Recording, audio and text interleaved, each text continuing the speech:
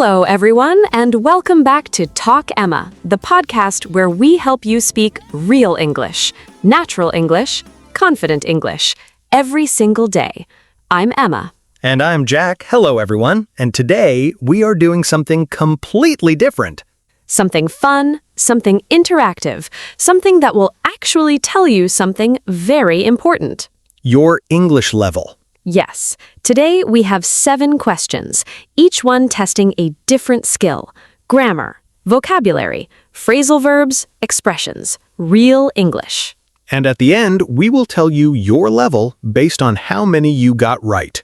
The rules are simple. When Jack asks the question, listen carefully. Think about your answer.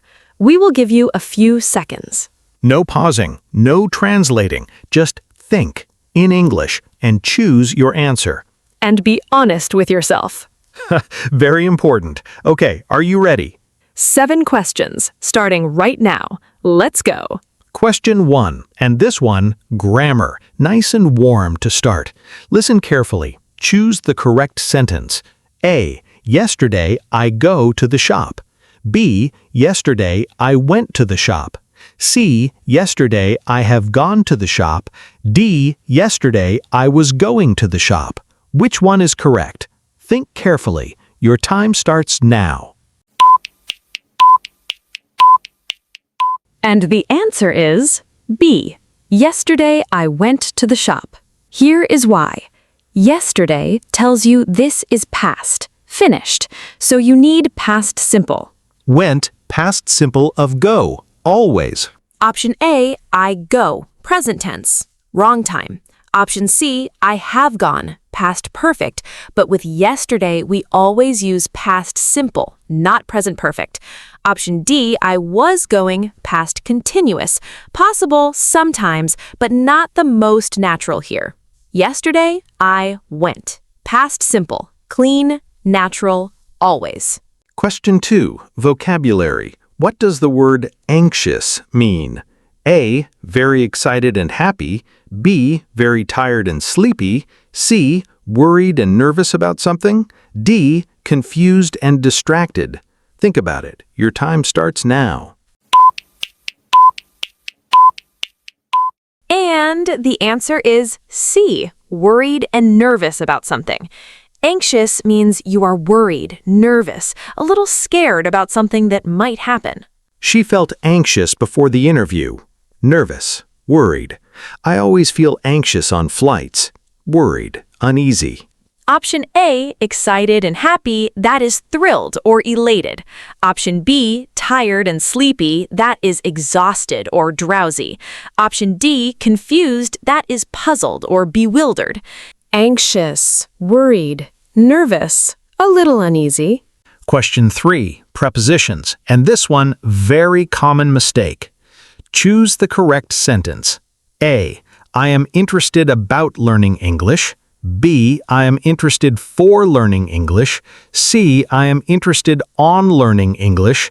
D. I am interested in learning English. Which one sounds natural? Think carefully. And the answer is D. I am interested in learning English. Interested always takes in, always. She is interested in photography. He is not interested in sport. Are you interested in joining us? About for talking or thinking about something. We talked about English. For purpose or reason. This is for you. On for surface or specific topic, a book on grammar, but interested, always, always, always in. Question 4, grammar, and this one a little harder. Choose the correct sentence. A. If I will have time, I will call you. B. If I have time, I will call you. C. If I have time, I would call you. D. If I had time, I will call you. Which one is correct? Think carefully. And the answer is B.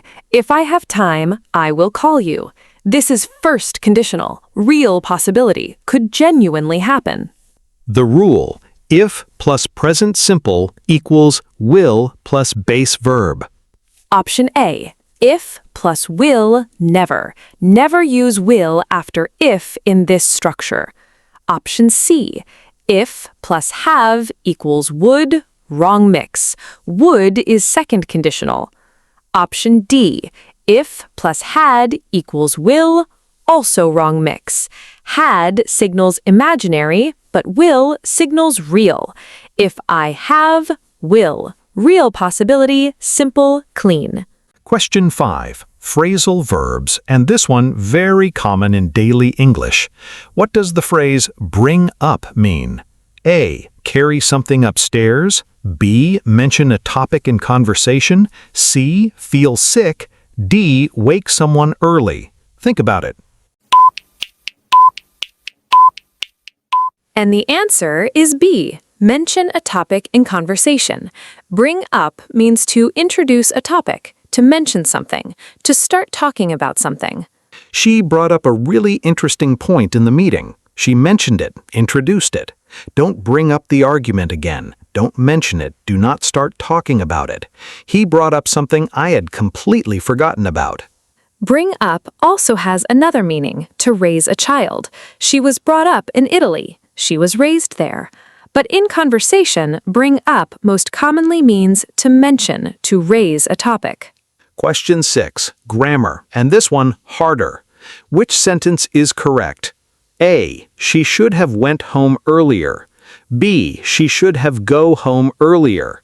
C. She should have gone home earlier. D. She should went home earlier. Think carefully. And the answer is C. She should have gone home earlier. Past modal verbs, should have, always followed by the past participle. Go to past participle, gone, not went, not go. Should have plus past participle, always. I should have called. Called is past participle of call. He should have known. Known is past participle of know. They should have left earlier. Left is past participle of leave. Should have went, went is past simple, not past participle. Should have gone, gone is past participle, always. And question 7, the last one, and this one, expression, real English. What does it mean when someone says, I am on the fence about it? A. I am sitting somewhere high. B. I cannot decide, I am unsure. C. I strongly disagree. D. I am very excited about it. Think about it. Your time starts now. And the answer is B. I cannot decide. I am unsure. On the fence means you have not made a decision. You are in the middle, not on one side, not the other. You are sitting on the fence between two options. I am on the fence about changing jobs means I have not decided. I see both sides. She is still on the fence about moving abroad means undecided, unsure. Are you going? I'm a bit on the fence means I am not sure yet. Very natural, very British. You will hear this in conversations all the time.